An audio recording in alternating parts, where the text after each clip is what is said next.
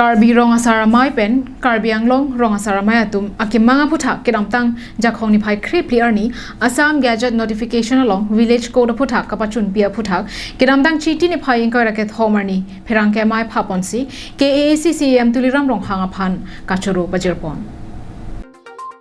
Kedamtang chiti ni phai ingkar raket homar ni, KRAA pen, KARAA hin pen, diphu taralangso Karbi People's Hall along, perang ke mai padopon. Bangso Perangkia Mayalong kedamtang jakhong achiklo niphai krip liar ni Assam Gadget Notification KAAC aphan lo nang kepali pen Village Code kapachun pipona puthak KARAA pen KRAA hin pen KAACCM tuliram rong hang pen Assam CM Dr. Himanta Biswa Sarma aphan kachuro pajirpon. Ke 2015 April tarik phosi deletum kara song cheseng lo lapen 2016 arnia bangke 2016 na bangke nilitum September cheklo tarik troksri ahokpet nilitum CM along lo chupidam lo memorandum chupidam lo la sopen alangli u jak din chet sita nangke klempi nangke pepleng pi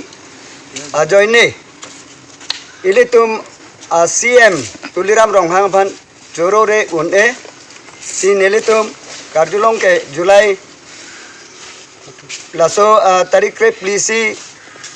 mane amendment tanglo pu certification pinang po gadget list village gadget list pinang po pulo sita me